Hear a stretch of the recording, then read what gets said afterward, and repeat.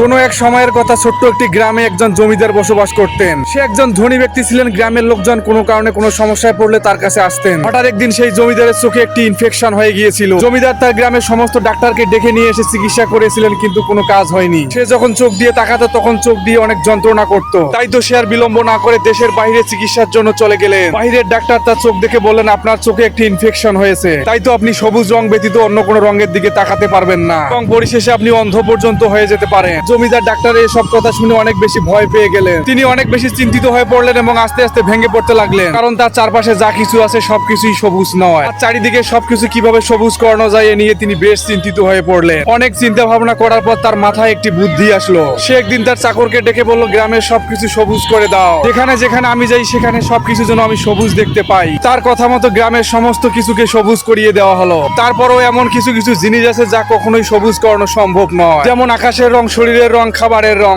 আরো অনেক কিছু আছে যেগুলোর রং কখনোই সবুজ করানো সম্ভব নয়। একদিন এক ছেলে সেই গ্রাম দিয়ে যাচ্ছিল এবং সবকিছু সবুজ দেখে গ্রামের লোকজনকে ডেকে বলছিলেন, গ্রামের সবকিছু সবুজ কেন এবং এর কারণ কি? তখন গ্রামের লোকজন তাকে বললেন, আমাদের গ্রামে একজন জমিদার আছেন, তার চোখে এক ধরনের ইনফেকশন হয়েছে। তিনি সবুজ কোনো কিছু ছাড়া অন্য কিছু দেখতে পাবেন না, এজন্যই আমাদের পুরো গ্রামটি সবুজ করে দেওয়া হয়েছে। আর যদি সে সবুজ রং ব্যতীত অন্য কোনো রঙের দিকে তাকায় তাহলে তার চোখ জ্বলতে থাকে। গ্রামের লোকজনের কাছে এই সমস্ত কথা শুনে ছেলেটি জমিদারের কাছে গেলেন এবং সে জমিদারকে বলল, আপনি আপনার চোখের কারণে পুরো গ্রামটি সবুজ করে দিয়েছেন, কিন্তু আপনি আপনার এই সমস্যার সমাধান খুব সহজ ভাবেই করতে পারতেন। জমিদার তখন ছেলেটির কাছে জানতে চাইলো, কিভাবে? আপনি যদি আপনার এই সমস্যার জন্য একটি সবুজ কালারের চশমা পরে নিতেন তাহলে পুরো গ্রামটি সবুজ করতে হতো না। এমনকি যে সমস্ত জিনিসের রং সবুজ করানো যেত না সেই সমস্ত জিনিসের রঙ চশমা পড়লে সবুজ দেখাতো। জমিদার ছেলেটির কথা শুনে তখন অবাক হয়ে গেলে। বন্ধুরা, এই গল্পটি থেকে আমরা কি শিখলাম? অনেক সময় আমাদের সমস্যাগুলো অনেক ছোট হয়ে থাকে, কিন্তু আমাদের ছোট্ট সমস্যাগুলোকে ভাবতে ভাবতে অনেক বড় করে ফেলি যে সেখান থেকে বেরিয়ে আসার আর কোনো উপায় থাকে না। আমাদের জীবনে প্রত্যেকটি সমস্যাই সহজভাবে সমাধান করা যায়,